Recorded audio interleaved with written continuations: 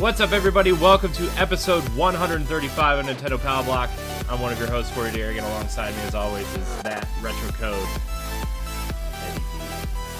The Gardens Between. Hello, everybody. You guys can check out his review of The Gardens Between on NPB135.com right now. Yes.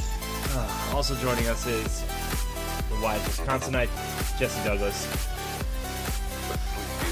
Yeah.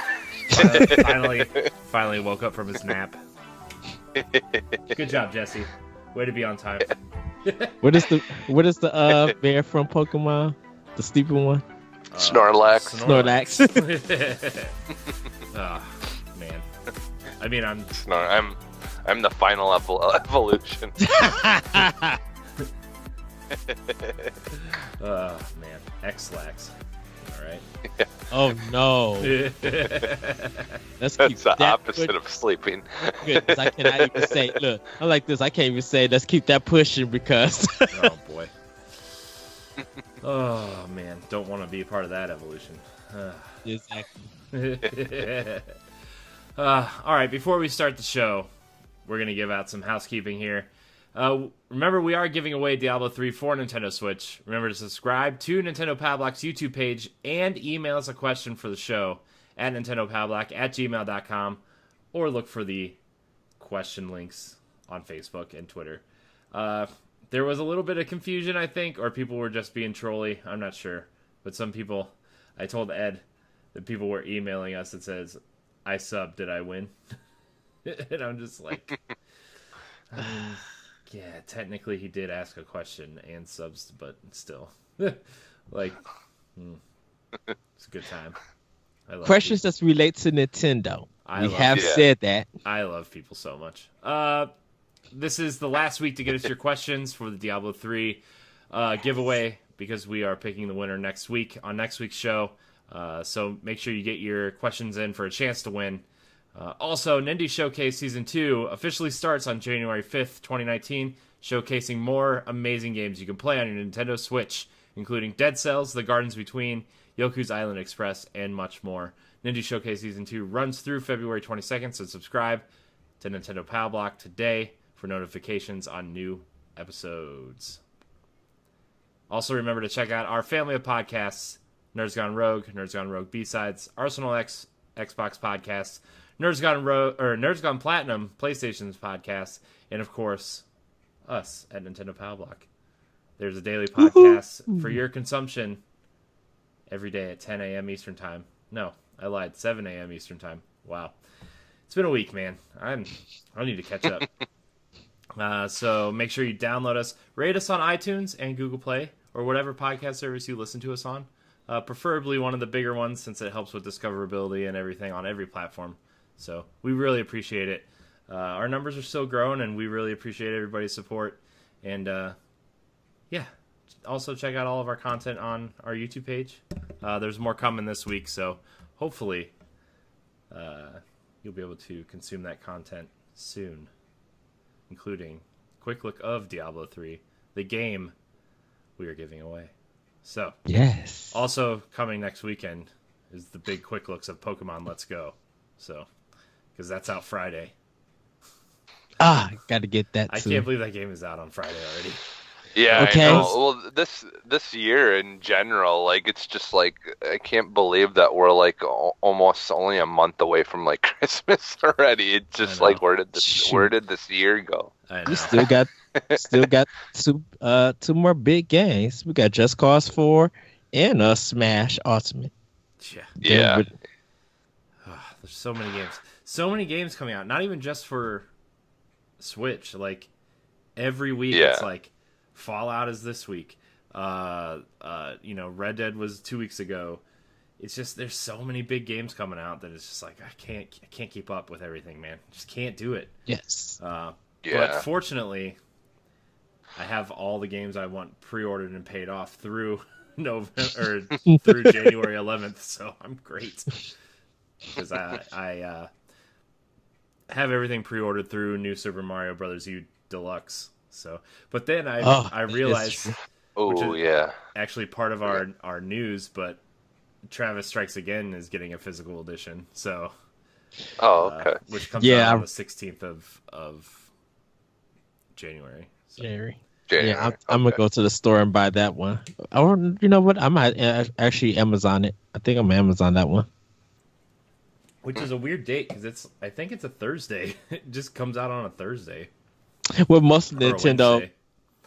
I wonder Nintendo's first party games come out on Fridays. Some third parties come out on Tuesdays and Thursdays. But probably because it was a digital game first. I wonder. Maybe. I don't know. Maybe because it's an indie game, it's coming out on a weird day. Like technically, it's just an indie game. So who knows? I don't know. But yeah.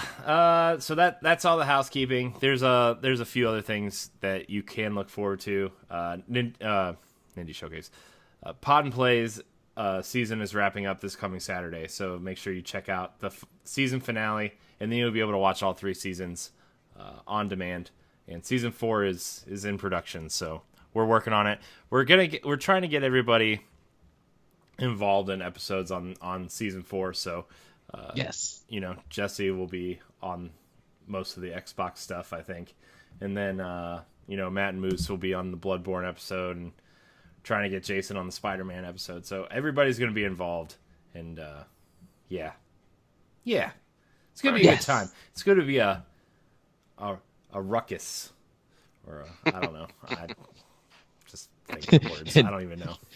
It's so funny. So we're rolling to season 4. Then we're season 4 roll right into season 5. I know. We're trying to get all the seasons and stuff done because we have a bunch of other content that we want to do, like exactly Ed's new show NG Arcade.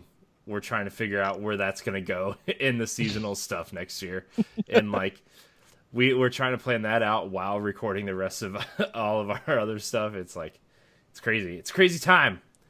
Yes. Speaking of, I still want to get that Pac-Man. What is it? The Pac-Man Plus game or whatever, where it comes with like a whole bunch of there's a newer one that came. The Namco 2-pack museum. Or whatever. No, it's called like the Namco 2-pack, and it comes with the Namco Museum stuff. Oh, okay. And Pac-Man Championship Edition 2 Plus. So yeah, I kind of want to get that because I like just having all those arcade games, and then like I haven't played a good Pac-Man game. I've played like regular Pac-Man and stuff. Man. Pac-Man Championship Edition. Pac-Man and Tetris. Awesome. Pac-Man and Tetris are like those two like basic, early games that are just like always still fun to play. So I still love Pac-Man 3D or the one that it was like on the diagonal maze and it like Lego blocks where you could jump. Oh yeah. Love that one. Pac-Man. Pac-Man and Pac-Man, Tetris, and like back in the day, like the big game that I always used to play all the time was the Popeye game. Oh no! Let us move on to what we've been playing. What? Remember when the Popeye game was good. Remember the bad Super Nintendo game Pac-Man 2, and it was just a side-scrolling platformer. Oh yeah, that game was garbage. Yeah. I'm like, why would you call this Pac-Man 2? Oh man, It's like they tried to do the whole like Mario 2 thing and failed, like just trying to do something completely different from the original, and then Jesse, I might actually make you happy. I used to own Popeye for the Atari 2600, and I had this in the Nintendo version. Oh, jeez. Like one of my big memories is my sister had to go to the hospital in Madison to like, I think it was something to do with her tonsils or something. She had to get her tonsils removed. They were like getting like swollen to the point of where it was like she couldn't breathe or something like that. And so I just remember she had to go to the hospital in Madison for whatever reason, and we stayed at the Ronald McDonald Inn. And so they had a whole big like arcade there that was free, you know, like in the Ronald McDonald Inn, the arcades were just completely free. You just started, and they had one of the table style games of Popeye, and I would sit down there and play it forever. You know, like the ones that are like, it's like a table that you sit at. Yeah. Like, you know, like a regular like coffee table. Yeah. But like inside of it, like in the middle of the table is the screen, and then the joystick and stuff are on the edge of the table. Pretty much like the Wizard, with Fred Savage and the brother and Julia Lewis. They was playing Double Dragon and on the table, and then he puts the control down. The Double Dragon is like still playing by itself because it's in a level that's not a demo. That's interesting. Yeah. But go ahead, Corey. But yeah, we'll get back to the show. It's just a little down memory alley. I mean, people wouldn't listen to the show by now if they. I mean, we're 135 episodes in. If they don't know what they're listening to by now, then yeah. Grabbing little bits and pieces of personality from us. Yeah. So, anyways, we're gonna get into what we've been playing. Jesse, we're gonna start with you because I'm skipping this time. Mine's quick because I have addiction. So like literally Yoku's Island Express. Yoku's Island Express is like literally the only game that I've been playing other than Black Ops 4. So it's like those two games. I have one game on my Xbox and one game on my Switch right now that exist. Nice. It's so that game. Yeah, it's so good. I'm thinking of going to Target and getting the physical. Yeah, it's on sale on Amazon right now. The physical for Yoku. Nice. Yeah, I'm gonna look it up. Yeah, it's on sale on Switch as well, I believe. Yeah, so.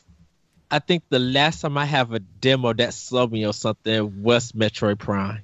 Yeah, it's $26 on Amazon right now instead of $40. So yeah, nice. That's nice. Yeah. Dead Cells is also on sale on Amazon too. It's already made us money. Oh man, Dead Cells, what a game! So yeah, they could practically probably give it away for free at this point. No, they had to have sold a lot of copies of that though, because of a lot of people that double dip too. Yeah, especially like I'm sure a lot of people bought the PC version because it has the Twitch stuff built into it, where like oh yeah, because everybody can like decide what the monsters are going to do in that game and stuff. But then there's like, well, it's a great handheld experience too, so I might as well buy it on Switch too. And it's cheap enough to where you can double dip, right? I mean, like I think on PC at this point, it's been part of so many Humble Bundles and everything. Anyways, you probably got it somewhere and don't even know it. So it's so weird. I think that was one of the games that everybody literally pre-ordered for Amazon to go buy. Like people was not playing around with these stores. They were just like, we need our guaranteed copies. Yeah. So, yeah. Anyways, is that it, Jesse? That was quick. Oh, that was quick. All right. Well, I guess we'll move on to Ed. Okay. So, play Red Dead Redemption 2. You guys can go ahead and check that review on here on ngrradio.com. See what I think and see what rating I give. I'm not going to say nothing more than that. But really been playing a lot of stuff for Switch. I think After this recording, I will be installing Spider-Man for PS4 and starting that up while still trying to get back to Bioshock. But uh, for a Switch, Yoko Island Express, I was playing that, getting a little bit further in past the demo. Really enjoying that game. Started up Diablo 3. And I played it on the big screen, played it with my Pro controller. This game is amazing. It is so fitting. It feels fast, and it just looks good on Switch for some reason. Like they probably did the Wolfenstein 2 thing, Corey, for the cutscenes, like using not in-game footage, but like recorded video. Yeah. Well, I mean, pre-rendered scenes are pretty easy to compress. Yeah. So. Well, yeah, they have it on the same thing almost like for Switch, because I was just like, this looks too good. This lighting looks really good. So that's how I was looking at it. Well, that's the one thing about Blizzard is they like 99.9% of the time they make games that can run literally on anything. So, yeah. I mean, and Diablo's always been that way, and I think their art direction and just their attention to detail of like, okay, well, we want people to play our games. How do we make it run on the low specs and high specs and make it just look great? You know, because Overwatch is the same way, right? Where yes. So I'm not surprised that it runs well on Switch. What I am surprised about Diablo is that a lot of people are saying they've been playing a lot of 4-player co-op on Switch and it still runs flawlessly. Oh yeah, I was playing. My friend, he popped in. He saw that I was playing. He was just like, "Hey, I got a friend." I'm like, "Can I join in?" I was like, "Yeah." He joined in like real quick. Yeah. I was just like, and I know me and you, Corey, still got to play, but I was just like, man, that was easy. Yeah. Like it didn't affect my game. There was no lag. If he wanted to go somewhere else and I wanted to go somewhere else, it didn't. His placement didn't affect my game. I think it might be a map issue, but that might be on that person's system. Like because I didn't pull up the map and see where he went to, but that might be like it really doesn't even matter. You can always catch up with that person and then help them fight. But yeah, I was just like, I'm playing as a monk on this one. And I am loving this game. I'm getting further than I did on PS3. I think the PS3 version looked okay, but this one looks more cleaner. Like there's something about it, like seeing well, they it. did a lot for like the current gen and the PC versions that they didn't do for the 360 and PS3 versions. They cleaned up a lot of it. The Reaper of Souls expansion really did a lot to upgrade that game, which I think they came to PS4 or PS3 and Xbox 360, but I think so many people had already jumped ship from those platforms that it was like nobody really noticed because it was just like, yeah, might as well just get it for the next consoles. Yeah. So I'm really enjoying this. That is my next review that I'm focusing on, also along with Battlefield 5. Man, Ed, if you reviewing all the games, when am I supposed to review something? Will you be able to play a game? I'm just kidding. I'm just messing with you. I was about to say this. You want to do a review for Puyo Tetris? No, I'm good. I mean, I don't have anything to say about it. It's the perfect game. And it's free if you just want to play Tetris. So download it on your Switch. It's free. Right. Just play it.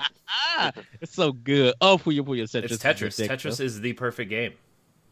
There's nothing to say about it. And people are loving Tetris Effect. I want to hear Matt's thoughts. Hopefully when he talks about it on I'm going to hear an earful about it tomorrow. Because he posted in the Facebook group, facebook.com/group/nerdsgonerogue, that he told me to dust off my PlayStation 4 and download Tetris Effect. And I'm like, but I'm playing Puyo Puyo Tetris. It's amazing. And by Puyo Puyo Tetris, I just mean Tetris from the home screen. But that is true. And then I sent him an animated GIF of like, you know, those Tetris lamps with just the shapes that you can stack however you want. I just sent him a GIF of those somebody putting those together and turning them on. That is true. So yeah, but I probably gonna pick up Tetris Effect. Yeah, it's just, I will eventually. So much. Yeah, I got just so much on my plate at this moment. I have way more games. I have so many games like waiting to be played. It's just, it's unbelievable. Right. Finished the Gardens Between. So like Corey said, you guys can check that review out. Started up this arcade beat 'em up called Night Clashers by Data East. You could listen to probably one of our episode Power Block to beat it on one player. It's not scary, it's not hard, but it's also just one of those. It's one of those things, just like, because I don't think it ever came to America, because I've never heard of it or played it. It's one of those games that just made me realize, just like, man, the beat 'em up games that got ported to the Super Nintendo was always longer than the arcade games. Yeah, look at Turtles in Time. Perfect example. Exhibit A. The best Super Nintendo game. The perfect brawler. I'm done. Don't say anything. Just leave it. Just let it go. Have you guys seen that weird that weird game that's like, it's Burger Time mixed with like all the other different arcade games? Yeah, I've seen it. It's like some kind of brawling game or something, or it's like seen it on Twitter. Weird. Yeah. Yeah, it was like it's like weird. It was Burger Time mixed with other arcade games.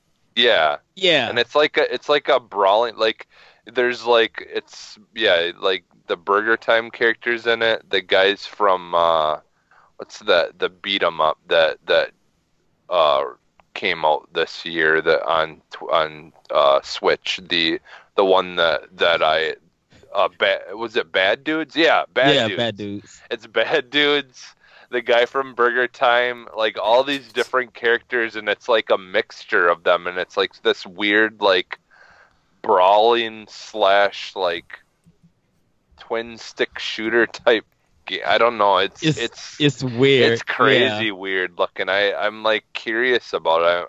I think I might watch some like Is it YouTube. out yet? Yeah, it's out. Okay. Yeah. I'll have to check it out. I'll probably end up downloading. I kind of, and the last thing I played, of course, King of Fighters 2001, trying to get further in that. But I kind of I wonder if Xbox still do that TV share screen kind of thing, like that double screen. Because I don't know if y'all remember, like IGN, they hooked up a Wii U to the Xbox One. Oh, like the weird tethering thing that they did. Yeah. Where, like, they plugged the Wii U into the Xbox One and then played Super Mario 3D stuff World with the tablet wirelessly through the Xbox One with the Wii U tablet or something weird. Yeah. Oh. And I wonder if I could do that with Switch and be able to stream that way through my Xbox One. No, I don't think you can. I don't think you can technically stream anything that through the ports through your Xbox, but only the games you're playing through the Xbox. Yeah. I really wish they would have allowed that, but then they start getting into copyright. You know, like I think it's just this way they can control what you're streaming if it's only a product of Xbox, because technically then people could play a movie through it and try to record a movie, stream a movie. I think it's just basically them trying to cover their butts. I mean, obviously with the PC, they don't want to, stop people from doing what they want to do, but yeah, because I had to line up some arcade games on Xbox One, because I'm not playing them on PS4. I might as well play them on Xbox One. But yeah, that's what I've been playing, just focusing on those games. God knows there's enough arcade collections out there for you to download. Shoot, I still need to buy that Capcom one. But I don't think I'll need that Capcom one because I pretty much beat 90% of all of those games when that Capcom All Stars came on PlayStation 1 and PlayStation 2. I mean on PlayStation 2. I forgot it was Capcom All Star 1 and 2. So, but yeah, that's what I've been playing, and I'll have more next episode to talk about. Yeah. Nice. All right. Nice. Well, I guess it's my turn. I've been playing some Switch, but I've been just kind of messing around in a bunch of other games. Like I've been playing a little bit of Destiny 2, and I've been playing some Madden, and still really sad that Madden's not on Switch. And I messaged Jesse earlier and told him how crappy Madden's online was because, well, yeah, I heard the adventure that you had with one of the players who quit on you. yeah, it was rough. I played 2 games of Madden this morning, and I lost both games. It was bad. No, I played 3 because I won the first game and I lost the second 2 like real bad. Like it was bad. And like the first game I lost, so I was like, okay, this guy was just straight up way better than me. But the second game was super laggy, and it would freeze the game like in between, like during plays, it would freeze the game, and I couldn't like. It was just bad. It was awful.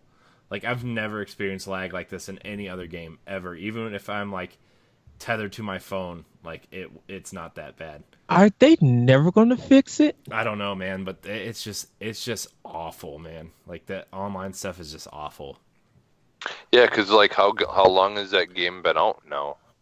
Since August. Yeah, about. But I mean, if they're still using the same infrastructure since Xbox One launched, it's like what? I mean, you could play Madden online since PS2, so yeah, PS2, Xbox. So, I mean, I don't know. It's getting really bad. I don't even know if I want to play online anymore. Except that it's so fun when you beat somebody on the other side and you know that they're like getting real mad. Like like the game I was playing last night. I won 17-7. But my offense was terrible, and I scored both of my touchdowns with my defense. Like look, the Browns are just bad. If I had played as another team, my record would not be as bad as it is. But the Browns are just bad. It's just bad. But I'm like, I recorded like 4 sacks and 7 interceptions and 2 forced fumbles with my defense and scored 2 touchdowns, and I only won. I only won by 10 points. So. Wow. And their kicker is terrible. So, did they hire a new coach in real life? I mean, they have an interim head coach, but I mean, this coaching staff is probably gone at the end of the season. Even though I really like Greg Williams as a coach, like I wouldn't mind him sticking around as a defensive coordinator, but we'll see. Anyways. The Lions and the Browns both like need a complete overhaul. Just get rid of everyone. And Bills too, man. Like yeah. What the heck happened to the Lions? Because they used to be on. They was on a winning streak. Calvin Johnson retired. That's what happened to the Lions. Wow. Once the Lions got their new jerseys, they was on a winning streak. They was killing it. Oh, man. It's also the last Madden that came out for Nintendo system was when Calvin Johnson was on the cover of the Madden 13 for Wii U. So, I have, by the way. Everybody. Well, and the thing is too is like Matthew Stafford just hasn't been looking as good as he usually is, because that's always like I've always felt like Matthew Stafford was a really good quarterback, but when you don't have much of a team, it's hard to notice, to see how good a quarterback is. Yeah. But like even him, like lately, is just kind of like I don't know. I mean, honestly, if I was him, I'd probably just be so sick and just disgusted of just like never like being so good at what he did and then just not. It didn't matter. Like they just don't ever seem to be able to get anywhere. It would be frustrating. Especially as a fan. The radio show that I listen to is based out of Michigan, and one of the hosts this year he's decided that he's no longer a Lions fan. He's like they've done nothing for me ever. So like what's the point? He's decided he's either going to be a Titans fan or a Tampa Bay fan. Because the show is heard in Tennessee and in other states and stuff. So he's like, oh well, I'll just pick a different team. Finally this year. Man. So that's kind of what I've been playing. I've been playing a little some stuff on Switch. Like I've been playing Valkyria Chronicles 4, and that's a really good game, and it really scratches that Fire Emblem itch. But I mean, I'm in that weird lull that I finished Tomb Raider, and I don't want to play another big game, but I know I have to play something else. Like for Game of the Year stuff, like I have to play Assassin's Creed. I need to finish Valkyria Chronicles 4. I need to prep for Pokemon and Smash. Like there's so many things for Game of the Year stuff that I need to finish, and I'm just like, I don't know what to play. I'm gonna play Tetris. I need to start forming my Game of the Year list. Yeah. Yeah, it's yeah. So I think I'm gonna do. I've also been playing I've been getting back into Octopath Traveler a little bit, Mhm. and man, that game is so pretty. I like that game a lot. The hunter The in that game is so cool. Like I hate the way everybody talks, but I like the hunter's abilities. And like once you get through the hunter's stuff, everybody else just talks normal, which is great. So I do wanna play more of that. But like other than that, man, I just haven't had any time. It's been a long week at work. Like it's just been a long couple weeks, that I just haven't really had a lot of time to do anything really. So right. But that's kind of all I've been playing. So I guess we'll get into this news since that's why people are here. Probably, I don't know why people are here. They're here. They're listening to us. It's fine. Or watching us. So they're here to see Ed. Yeah, they're here. They're here to see Ed. Smile. They're my crazy. Wave. They're my crazy predictions. Say hi to everybody. Hi, everybody. All right, so our first story is kind of a bummer. This comes from IGN. Strategy guide publisher Prima Games is shutting down. The longtime video game guide maker will call it quits after just shy of 30 years after its founding. Variety reports that a spokesperson for publisher DK said, "I can confirm that the decision has been made to no longer commission new Prima Games strategy guides, and the U.S.-based imprint will be discontinued in spring of 2019. We are in conversations with the Prima Games team and cannot comment any further at this point." And then it just goes on to say that there's a couple offices that'll be closed by November, and the rest will close by March 2019. They were founded in 1990, becoming the first company to print guides for Nintendo Entertainment System games. In 2015, it merged with its biggest competitor, Brady Games, after Prima parent company Penguin Group bought Brady Games parent company Random House. So that's sad, man.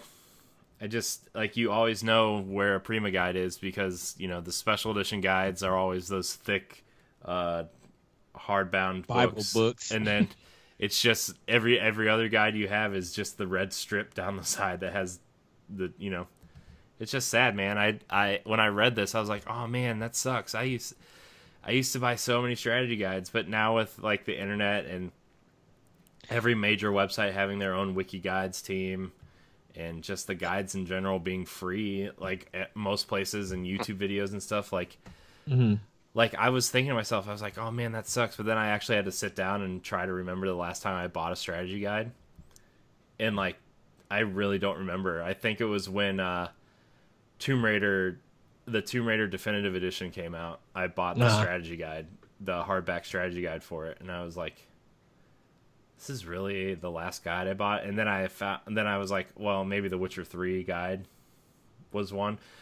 But like, keeping up with strategy guides in this day and age with patches and, especially for like oh, well, this item could break the game, so we need to patch it, and the stats are different. Well, the stats in the back of the strategy guide are wrong, and then, some maps change, and it's just really sad, man, because, like, Prima did all those special edition Zelda guides, too. Yes. Which were amazing. Like that Wind Waker one. Oh, that one was beautiful. Yeah, they're like that. Every Zelda game from, like, I don't even remember. I have them all in this little black cabinet somewhere. Like, they all look the same. They all have, like, a different color with, like, that game's aesthetic. Like, the Skyward Sword one is bright blue with gold trim. Yeah. The Link Between Worlds one is, like, this dark green. I just this makes me sad, but it's the same thing as Toys R Us, right? Like, when was the last time you actually bought a strategy guide? Like, we always just watch YouTube videos or read, like, a game facts or something. Well, I know for me, the actual last strategy guide that I actually bought was Secret of Mana for Super Nintendo. No, rephrase that. Was the Legend of Zelda Ocarina of Time. Because I was stuck in one part. The Nintendo Power one?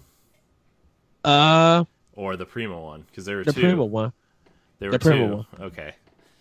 Yeah. Because I have the Nintendo Power one, and that thing is destroyed. Because I bought it because the infamous story about me and Ocarina of Time is I didn't know you could go back in time, so I was stuck on the Shadow Temple for like 3 months. Yeah, so I was just like, I need the strategy guide, and I went and got it and just tore through it, and I was like, oh. I got so dumb. I got stuck in the desert part with the women gelling you, and I couldn't figure it out. Just like, what the heck am I doing wrong? So I brought it there. Christmas gift to myself.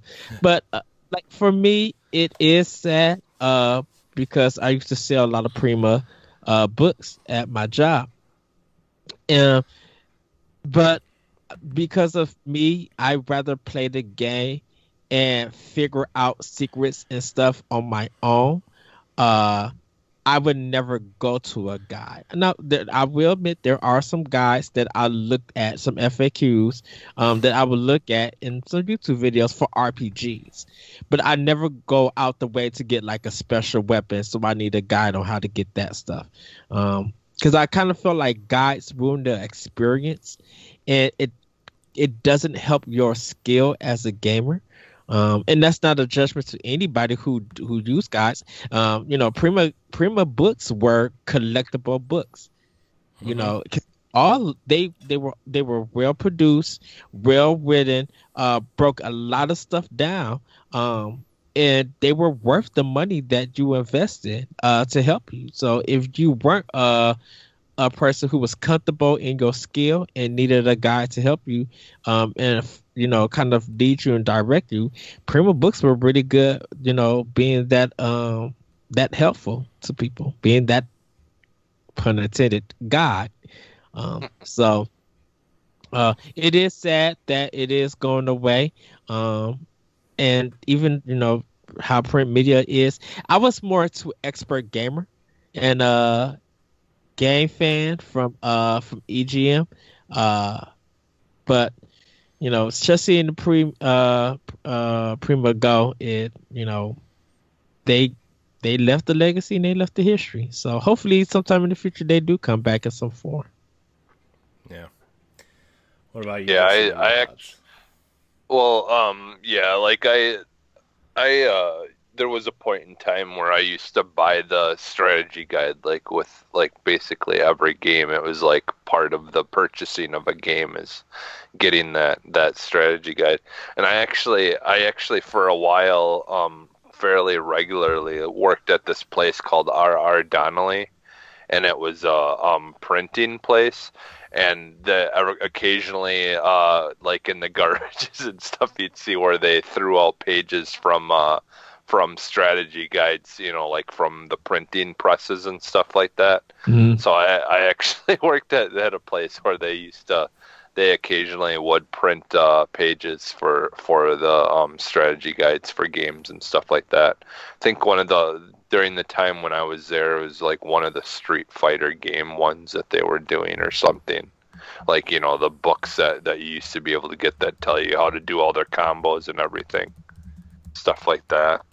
But But yeah, it is a bummer. I mean, yeah, like now, like most people, I think, watch like YouTube for things because people do the walkthroughs and things like that. Now it's just so easy to like literally watch it step by step because like strategy guides did a good job of telling you what to do, but it's still like it's so much easier to watch a video and like literally see it happening to know exactly what you need to do. Because there were, like some of those strategy guides that like weren't as good, that didn't quite like explain things well enough that even like following along with that could be difficult. And that was usually the more cheaper ones or whatever strategy guides that weren't as expensive. But yeah, like it is a bummer though, just because it's kind of like the whole idea of like with CDs and records and things like that. Like some people enjoyed having the booklets that have like the lyrics in them and stuff like that. And like I think it's just one of those things. It's like a nostalgia type thing that hopefully maybe there still will be like certain companies that will still make them. They might be like a premium or something, but I don't know. Yeah. Maybe someone else will step in and do it or whatever.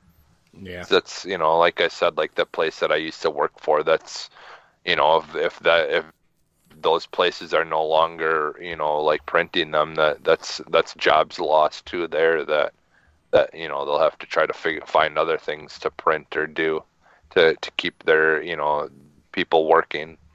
Yeah. Well, RIP Prima Games, you'll be missed. I know I used to collect a lot of strategy guides back in the day when I was younger, and Prima was a big part of that. So but we're going to move on to our next news story. 3 new NES games are coming to Nintendo Switch Online next week. Woo! Yes! Metroid, Mighty Bomb Jack, and Twin B will all be headed to Nintendo Switch Online. Nintendo Entertainment System Library next Wednesday, November 14th. So tomorrow, when you guys are listening to this. Joining the ever-growing list of NES titles that are playable with a Nintendo Switch Online membership, these 3 follow last month's edition of NES Open Tournament Golf, Solomon's Keys, Super Dodgeball, and the surprise inclusion of The Legend of Zelda SP, which starts Link with every item in the game and 255 rupees. Metroid was originally released in Japan on the Famicom Disk System in August 1986. Yeah, so 3 new games on the NES stuff. Well, I'm really excited to play Metroid again. Like, I've never beat Metroid. Oh my gosh, Metroid is like the best. It's my favorite. It's my favorite Metroid game.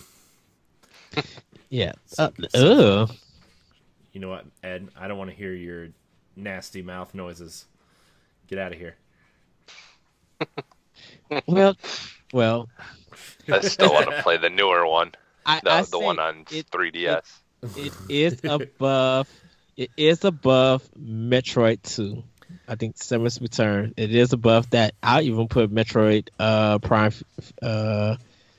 Federation Force above Metroid Prime 2. I mean, not Metroid Prime 2. Metroid 2. Metroid Prime Federation Force is a gem, and you know it. Goodness. Metroid Prime Federation Force 2 coming to Switch. Woo! I would say Metroid Prime will have to be my number 1, with Metroid Zero Mission being number 2 as the best. It's the same game. Well, I mean, this guy. I'm gonna fight this guy. I'm excited to play some more NES games on my Switch. No, yes. I'm really not excited to play more NES games on my Switch. I am. I need to play more new games. I don't have time to be playing old games. I need to play the new games. You gotta find time to play games. I know, that too. That too. So, yeah. All right. Well, if nobody else has anything else to say about that, we're going to move on. All right, our next story. Overwatch director says Blizzard is very open-minded about a Switch release on Overwatch. Now that Diablo 3 Eternal Collection has finally unleashed hell on the Switch, discussions have been raised about other Blizzard titles that could potentially be released on Nintendo's hybrid device. Oh, this isn't by Nintendo Life, by the way. Previously, the company said StarCraft is unlikely, Overwatch is feasible, and not to rule out the insanely popular digital card game Hearthstone. Speaking to Eurogamer at BlizzCon last weekend, Overwatch game director Jeff Kaplan said Blizzard was very open-minded about bringing the popular team-based hero shooter to the Nintendo Switch, but didn't have anything to announce at this time. He explained how his team's main goal was to get as many people playing the game as they could. Quote, our philosophy has always been that we wanted as many players playing Overwatch as possible, and we want to reach as many possible Overwatch players as are out there. We will always explore a platform if we think we could make it viable, both the technology and the business relationship. We would love to do it. We don't have anything to announce or any plans with Nintendo or the Switch at this time, but it's something we're very open-minded about. This is something we bring up often on this show, mostly because A, Blizzard brought Diablo to Switch, and B, Paladins is a pretty big success on the Nintendo Switch. So the fact that they went from saying it's not coming to we are open-minded kind of tells me they're switching gears and at least exploring the possibility of bringing it. And I'm sure they have a small team working on seeing if it's feasible, but I mean, I would love to see Overwatch on Switch. I would play a lot more Overwatch if it was on Switch. But I do know that the hardcore are not playing on Switch. Most of them are playing on PC, but that's just PS4. Look Xbox One too. I mean, look at Fortnite. I mean, over half the Switches that have been sold have Fortnite downloaded on them, and it's a way more technologically advanced game than Overwatch, I think. You know, yes. Especially getting those 100 players on one map at one time on that small machine. Like, and I know a lot of it's server side, but that's Overwatch also. So I don't know. I think it'd be neat to see Blizzard try to do that, especially with how well Diablo runs on there. Like, I would love to see, even if the textures are kind of dumbed down, and I would still like to see it. If they do announce it, it'll be a Nintendo Direct. But at this moment, Blizzard is not in a good place. What do you mean? Well, because they announced a mobile game and people are mad? Yeah. Everything else people are excited for. Warcraft 3, people are excited about. World of Warcraft Classic, people seem to be excited about until they start playing it and realize it's really a terrible game. Diablo 3 on Switch is a hit. Like, yeah, all of that stuff. Overwatch is amazing. Made a lot of people happy. Yeah, but once they announced that Diablo Immortal, that kind of people just need to get over themselves. Yeah, people just true. Yeah, people are just true.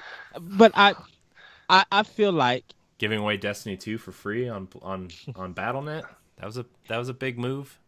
I would say another terrible thing. I would say that, skip past Overwatch and announce Diablo 4 for everything, PC and console. I think at this moment in time that will bring more people back to loving Blizzard and respecting them more. Overwatch on Switch, yeah, that would be good, but I think for them to do that, it's too late unless Blizzard really is going to put in the work and try to get that game out. If they're porting Diablo 3 to Switch this late, it's not too late for Overwatch. Well, I would say if they announce Overwatch for Nintendo Direct in January and then say the game is going to be out in April, I could see that happening. Well, the thing is too is like I mean, Switch still really doesn't have a whole lot of selection for like the whole like that style of game, you know. So I mean, the thing is they bringing that over, it would be so basically uncontested. They like, I think the thing is they, if they think that they could make the money porting it, they probably will. The thing about it is they'll put Samus Aran, so that'll be more They guaranteed. will not add a character. I'm telling you right now. I'm not getting into this again. I'm just saying they will add that a skin to an existing character. They will not add a character to Overwatch. It is too hard. All I said was if they People add are Samus still mad Aran, at you about the Titanfall pod and play thing. Do you think I care? No, but I'm just telling you, they're not gonna add a new character to Overwatch for Nintendo Switch. But if they did that, that's more guaranteed sales that people are going to be buying this game. They're gonna add skins. They're not gonna add characters. I'll give you skins, not characters. I'm just saying, add Samus Aran to it. That's more guaranteed sales for it. I can feel myself getting warmer. It is cold outside, so I know. I'm about to open the door and go stand out there and melt all the snow.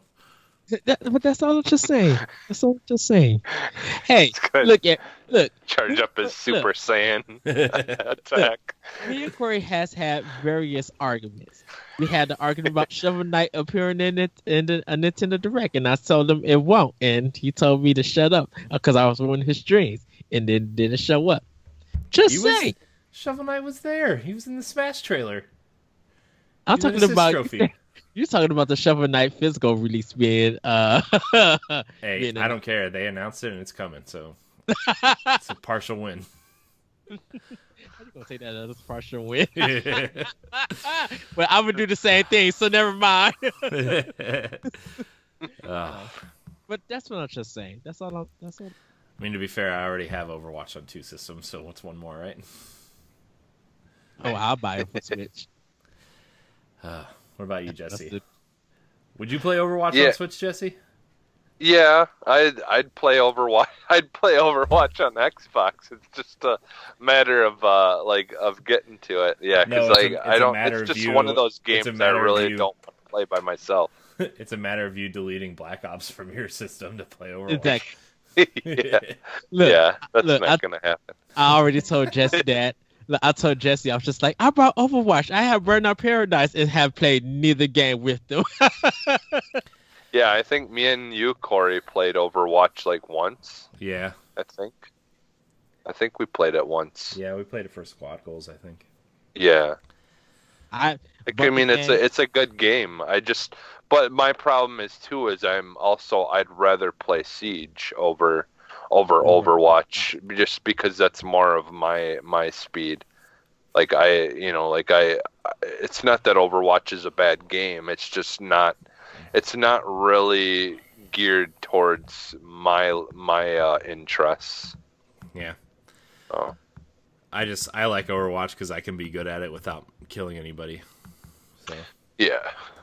Like, I can be Reinhardt and shield everybody, or I can be Lucio and heal everybody, and be like, yeah, I'm accomplishing goals, guys. Woo!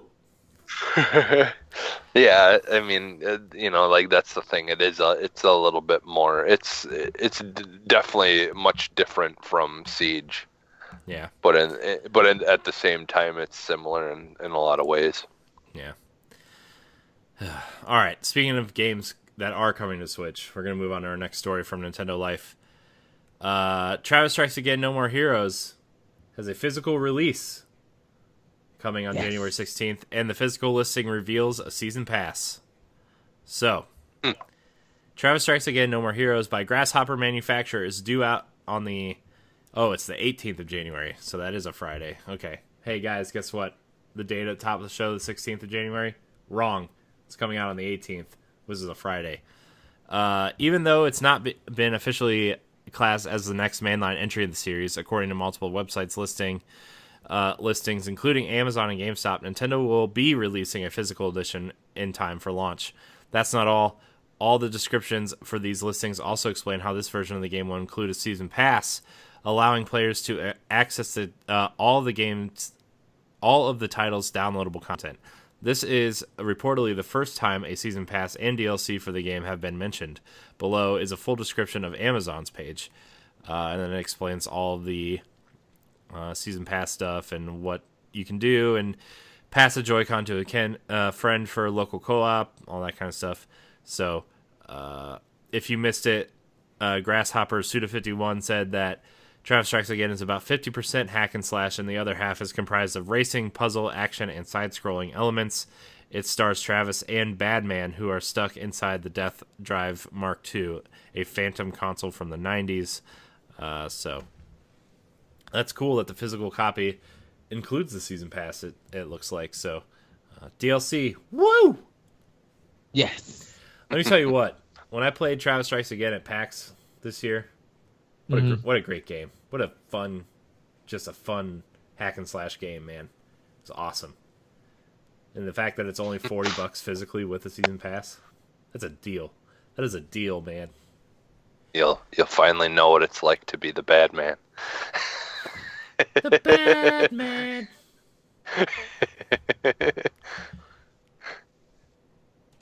Yep.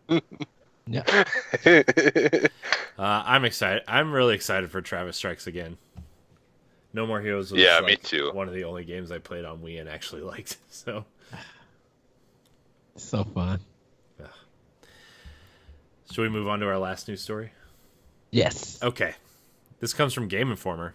Nintendo president cautions that not every major title will hit the Switch. Kind of figured that, but anyways. During Nintendo's most recent financial report, the company's relatively new president, Shuntaro Furukawa, took questions from investors on the company's performance and future plans. One investor pointed out to Furukawa that there are many big games that are missing from the Switch. While he did not name any title specifically, it is logical to assume he means games like Red Dead Redemption 2, which sold 17 million copies in its first week. Furukawa's answer was blunt. Some things just won't come to Switch, and that's an unrealistic expectation. Quote, "We believe that giving consumers a wide selection of software is an extremely important part of operating our platforms." This was translated into English from one of his translators. That is why we welcome the introduction of a variety of titles from many different software publishers. Even so, I do not think it is realistic to expect that every major title will become available on Nintendo Switch. We are speaking with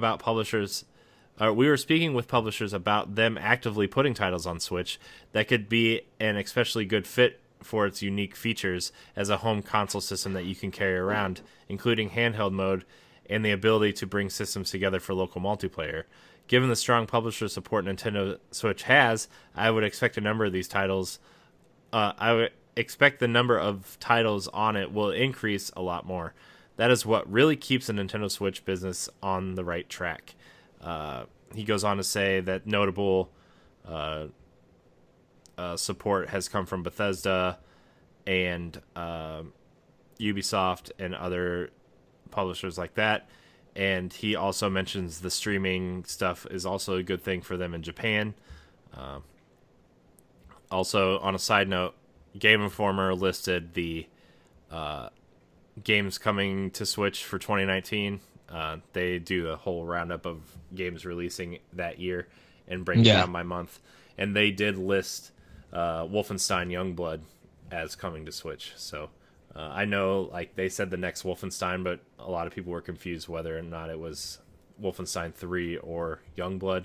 So Game Informer did list Youngblood and Doom Eternal coming to Switch. So that's also exciting. But anyways, not surprising, but it is a little surprising that he kind of had to make this statement, even though I think it's widely known that the Switch isn't as powerful as the PS4 or Xbox One X. So, yeah, but you know what?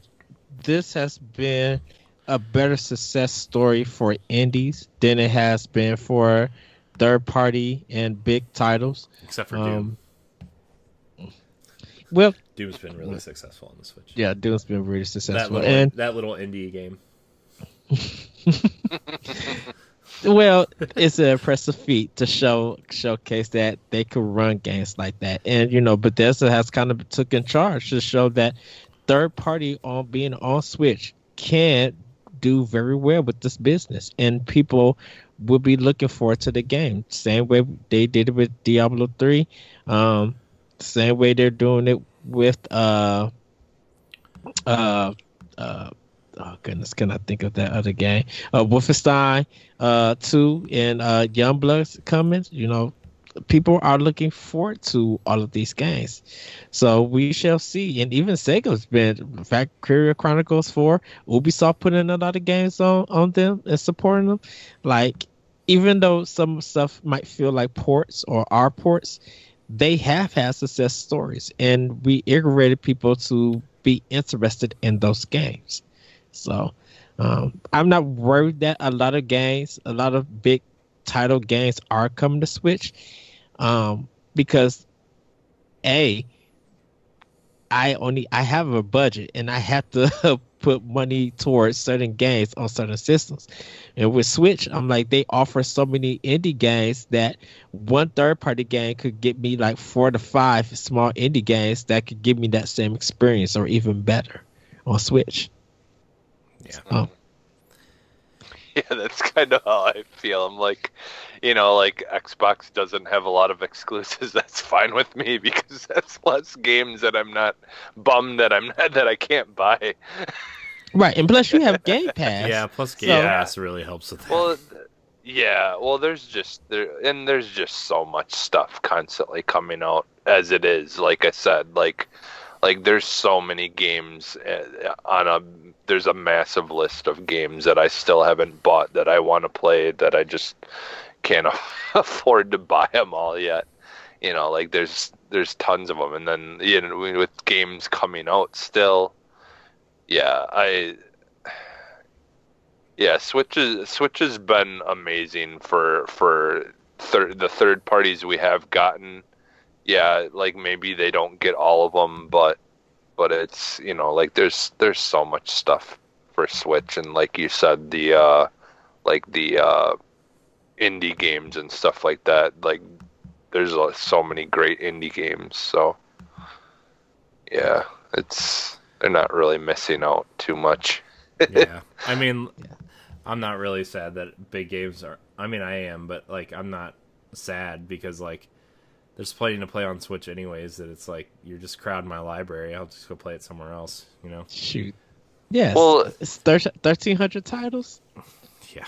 Well, and I feel like their move, going forward, like I think I kind of mentioned this in a previous episode, but like when it comes to the point of where the other two systems have their new ones out and it's even more powerful than the Switch, basically all Nintendo will have to do is do more deals with people like Ubisoft and stuff like they did with Mario Rabbids, where they can they basically they can say, hey, we'll let you use some of our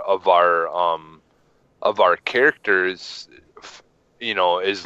but we would like you to make something unique, and something fresh for our system, and then when they do that, it doesn't really matter if they're not getting some of those other big, like third party, because they're making up for that for giving us really good exclusives, like I said, like Mario Rabbids that no one knew they needed until it came out, Yeah. So like that's the thing that Nintendo is good at, is getting exclusives that aren't necessarily really super expensive games that make up for things like that, like, I mean, look at Octopath Traveler. I mean, that game is like massive, and it's Nintendo doing their own thing and not following no one else. Let everybody else follow them. So like, in my opinion, that's really, if they focus on doing stuff like that, it really won't matter, because people are gonna want to get some of those games on the bigger console. That's like the things that are a little bit more visually like bigger, like your Red Dead type open world games that are like going for that realism look or whatever. People are gonna get that usually somewhere else anyways. So Nintendo just be Nintendo and do their thing, and they really don't have to worry about it. So yeah. Well, that's gonna about do it for news. So we're gonna get into our question block. Remember, this is the last week to get your questions in for Diablo 3's giveaway. We're giving away Diablo 3 for Nintendo Switch, so subscribe to our YouTube channel and email us a question for the show at nintendopalblock@gmail.com. I feel like I have to be more specific now because everybody keeps sending me, did I win? So, sorry, I don't mean to be mean to those people, but... It has to be a question. Yes, I do. It has to be I mean to be question. mean to those people. So It has to be a question related to Nintendo, or similar to Nintendo. Nintendo Power Block. That's what we want. We don't want basic questions. Yeah. We are not Google. So, our first question comes from Tyler Copeland. He said, should Nintendo go back to traditional Zelda or continue with Breath of the Wild type games? Continue with Breath of the Wild. They already state that. Keep the traditional for handheld and go back to keep the Breath of the Wild.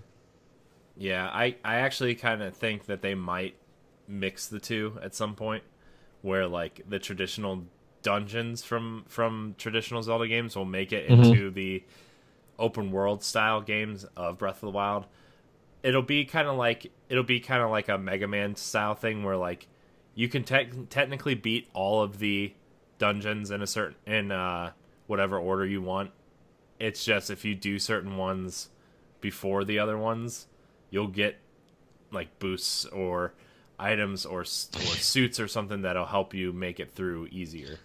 Kind of like Link Between Worlds. Yeah, kind of. Yeah, but well, I think the thing is too though is like with them having the like the older games through the like the more classic game thing that you get with the online, like I could see them just basically like eventually bringing every single Zelda game like that to the Switch, like even some of the ones that were on 3DS or on DS or whatever, like bring those, like basically port them to the Switch eventually. And that would be for the people who want their original style Zelda fix. Yeah. There was something else in the news that I didn't really put in the news because like who knows what's ever going to come of it, but Nintendo did reapply for the Twilight Princess and Wind Waker what do you call it? The trademarks for home, handheld, and mobile software download and whatever type things. So, I mean, I bet on Switch we'll eventually get Wind Waker HD and Twilight Princess HD, which I'm still kind of, at least for Twilight Princess, I'm still kind of blown away that we haven't gotten that for Switch yet, for the simple fact that the Wolf Link amiibo that came with the Wii U version works with Breath of the Wild. And if you didn't play Twilight Princess on Wii U, you didn't get to level up your Wolf Link amiibo. And for people who only bought Breath of the Wild on Switch, like they're stuck with that 3-heart Wolf Link. Oh no. So like it's just like my Wolf Link has 15 hearts and I'm perfectly fine with Unless that. you did what I did. What did you do? I bought like for like $2 or something. Someone beat the game and then did the save, and then like the little code that's in the bottom of the amiibo. They're selling those with the full hearts online. I just bought it. I just bought it so then I have the full save, all the hearts. Nice. Nice. Well, I mean, I guess that's another option too, but yeah, I would actually like to see those games come to Switch at some point, but like Nintendo has a really good or bad habit of re-releasing their classic games everywhere when they can. And so like if you want a traditional Zelda game, you're probably going to have to start going back to, the older games, because they did state that Breath of the Wild is the way they are going forward. They're making those games moving forward. So because they have the engine already, they want to get games out faster. They want to. They think the open world style exploration stuff works for Zelda, which, by the way, it does. Spoilers. Yeah. And mass appeal.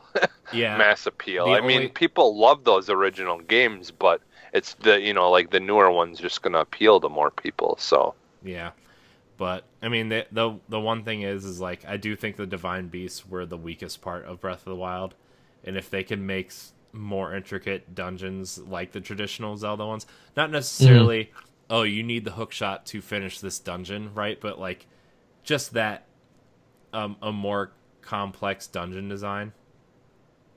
Like I could see them implementing that, and I would actually like that. So like I could see them bringing them both together, but it's going to be more Breath of the Wild than traditional. But I think we'll get better designed dungeons and stuff moving forward. Because look, to me this was their Ocarina of Time of open world exploration games, right? This was the first one to do it right, and the first one to do it well. And I think the next game is going to be I think it's going to be amazing. The next one, as amazing as Breath of the Wild is, I feel like the next game is going to make Breath of the Wild be like, oh boy.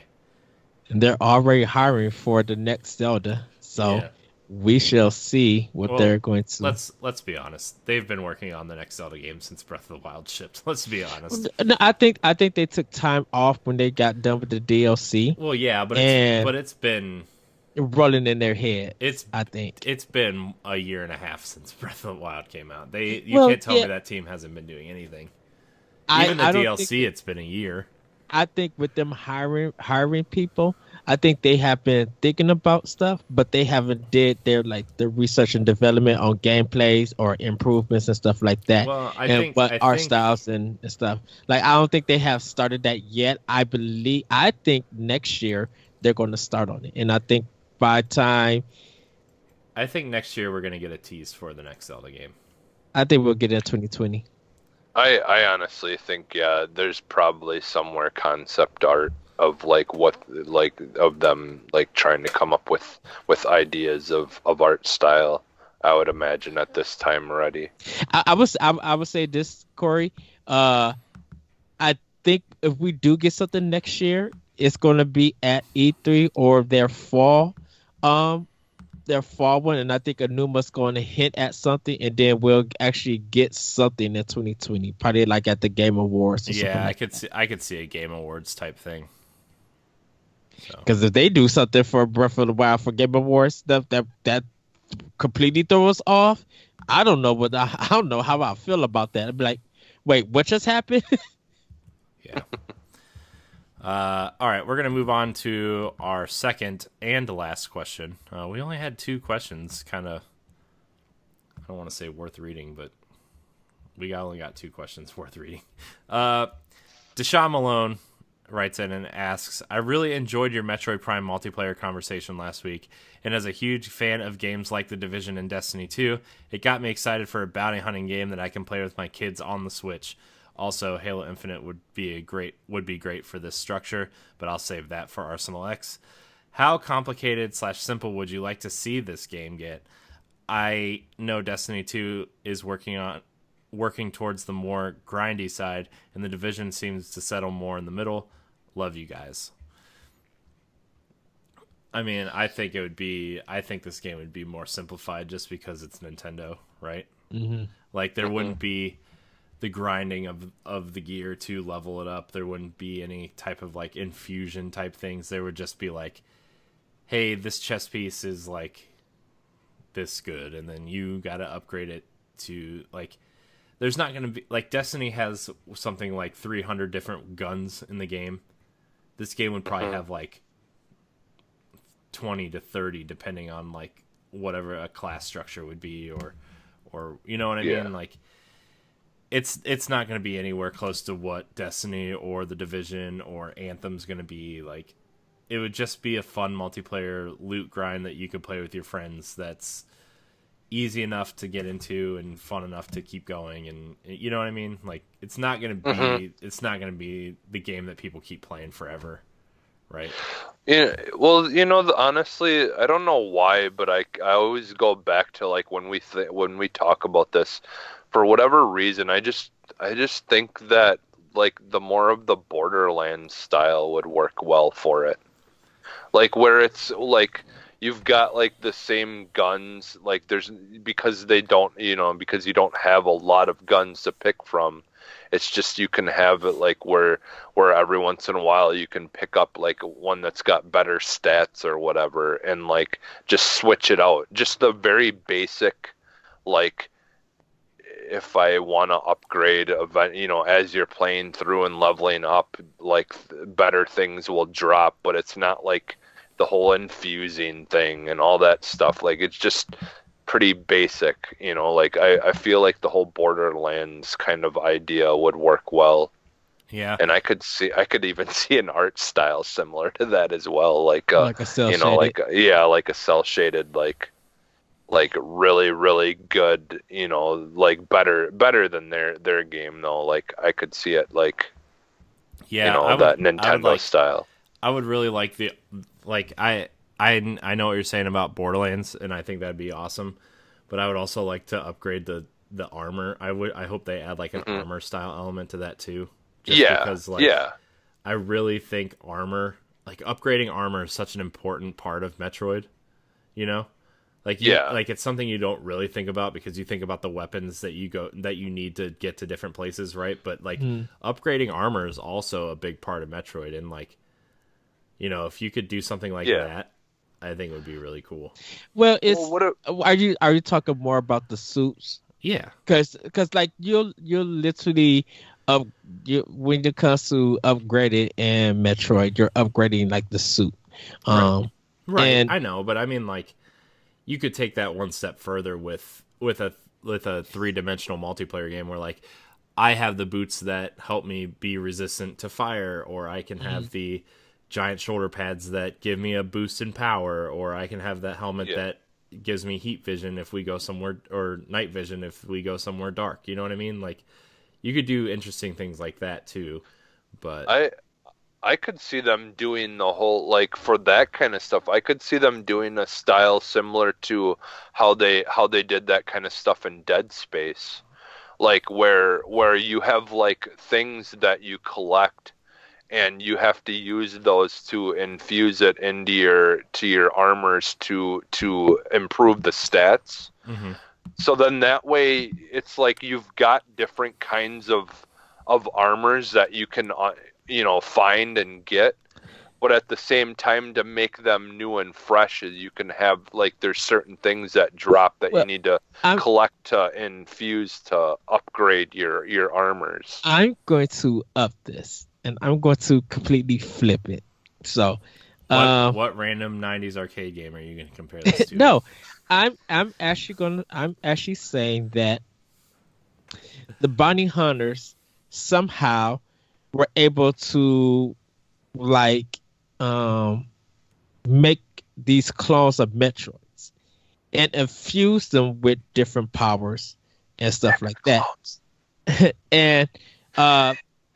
And while going on the bounties to stop these guys from infusing these different Metroids with these powers, if you get the bounty and you somehow get the information or whatever from that Metroid, the scientists will put that DNA into your suit. Mm-hmm. So if say like, okay, you have the power to wall run, but your wall run kind of has like an ice ability to it. So you'll be able to wall run and then just be able to slide and glide to go faster instead of just like holding the button down to just like run on the walls or something. Like if they infuse different powers and different ideas, because you got to kind of think, how do we keep it Metroid, but how do we expand on that? You know, if they're going to make this bounty hunter game, are they going to break the rules of Metroid in the prime sense, meaning that when you're fighting enemies and you're killing them, are they going to drop ammo for your gun? Because in Metroid, you only, every time you do ammo, it's normally for special bombs and missiles. So now they would have to break that. Because you don't really use different guns in the sense of Borderlands. Like you don't have a handgun or something or assault rifle. You don't have that in the Metroid Prime series. That's why I say it's built into your suit.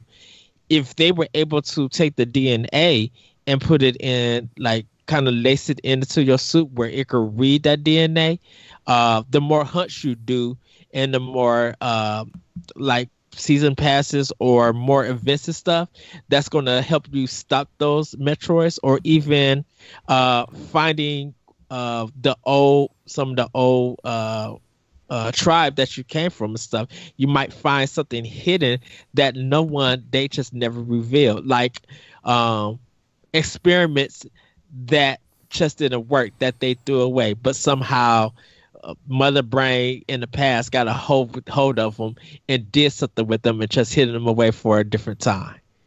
Well, yeah, I mean, it could definitely be more schematic based, like you know, this part of her arm is like of your armor, well, your like could be different, like a different weapon, more, you know, kind warriors. Of similar, like Mega Man, like you know, even like they don't have to use Samus Aran. They could just use different people. Military. If it's going to be a multiplayer style game, like Samus can just be like a mission giver almost, you know, and then like you report like Samus is like leader of the bounty hunters, and then you go to the what's his face from the military to like, hey, we need to do missions for the military, and that could be a separate faction. You know, there can be different factions, different worlds you can go to. Like I really think this could be like a really cool idea, especially in like the Metroid Prime art style with like the bright oranges and greens, and like just the art style is a big factor in this game looking really cool. Because you can't use both of them for a single campaign with Samus and still use a multiplayer. And it just depends on what you. I think it would just be different at this point, right? Like I think Metroid Prime 4 would be its own thing, and this game would be its own thing. Like they just have to be at this point. So, or what if you started out as Samus, and like to set up the game, and the whole game is like something happens to her, and then you've got to be this other person that's got to try to regain like contact with her, or something like similar to that. Like pretty much nothing can happen. It sounds like Destiny 2's campaign. Right. Pretty much nothing can happen to her because if I would say this, from what happened to her with Metroid Fusion, if that has some effect on her and she needed something that would help her, like she can't go out and fight, then I could see that way happening. Because don't forget, she's fused with the Metroid cells. Because of what happened with Metroid Fusion.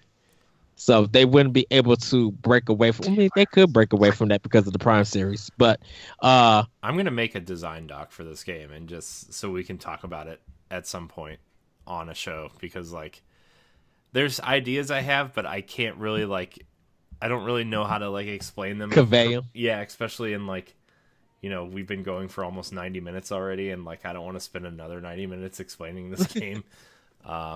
But maybe it'll be like a special edition show, or like we'll revisit the old expansion pack idea that we you know, like try to figure it out. Well, anyone at Nintendo that's listening to this show, Yeah, Reggie, you want some Reggie. ideas? Just get a hold of us. We'll help you out. Reggie, just call me. I'll relay you the notes. You can have it for free as long as I get 3 free copies of the game that I can give these 2. Last thing I got to say about this is going to be who the developer is going to create it. Is it going to be a Japanese developer or no, it's going to be Retro. Just give it to Retro. It's fine. You may be surprised, but Bethesda could get a hold of this game. No, Bethesda won't do a Nintendo exclusive. I would not want them doing that in that engine anyway. What if Respawn did it? You know what? I could actually see Respawn doing it.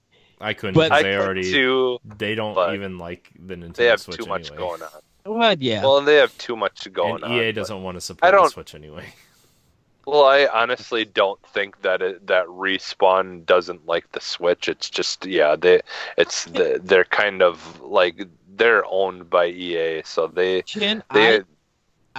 is going to be a long stretch, but I think Insomniac can do it because of what they did with the Resistance series. They know an alien world. They know how to make guns. They could probably take that setting. They know how to make decent open worlds too. Like Sunset and Spider-Man both have pretty decent open worlds. You know, it just depends on how dense you want to make these worlds, because that's going to be the whole thing. Is like you can have this big sprawling world, but like I mean, Spider-Man's a great game, but that world is pretty barren in terms of like. You can't go into any of the buildings. You can't go underground. You're basically just swinging around these giant square boxes, right? And like that's not that that's like a bad thing, because like when you go into missions and you go into the buildings and stuff, they're pretty detailed and deep. But like I would want it to be more like Destiny, where like the top layer is kind of open, and like the planets in Destiny are relatively small for open worlds, right? But like you can go into the buildings, you can go into the caves, you can go underground, you can go above ground, you can be warped up into ships, right? Like that's one of the things they get right with that game. So like I would like to see a dense world that maybe isn't a big from like a bird's eye view, but like you really get into the nitty gritty and like, you know, get in there. I think Nintendo working with Insomniac to make a game like this, I think that will pique everybody's interest, and I think a lot of people would be willing to give that game a try because of Insomniac and Nintendo coming together to do this insane game. Yeah. Well, man, look at Deshaun just sponging off of Todd's question again. Man, all these people just sponging off of Todd's question. They find it hard to get that. They're finding it hard to get it. I'm just kidding. It's a good topic. Really good. Yeah. I think Metroid is a good topic, and I think we still have a lot to say about this style of game, which I still think maybe one day we'll have a like just a retrospect. Maybe like at the end of December when nothing's really going on. After Game of the Year stuff, we'll sit down and have like a real conversation about this. But like, or if somebody keeps sending in questions about it, we'll just keep answering them. But like, yeah. Anyways, we're gonna wrap up this episode. We've been going for close to 90 minutes. Remember, you can email us at nintendopalblock@gmail.com and subscribe to our YouTube page. This is the last week for the Diablo 3 giveaway, so make sure you email us. Remember, we do have a second giveaway planned for the second half of November, so keep that in mind as well. But anyways, you can follow Nintendo Pal Block on Twitter and Instagram at Nintendo_PBlock. You can join our Facebook page, facebook.com/groups/Nintendo Pal Block.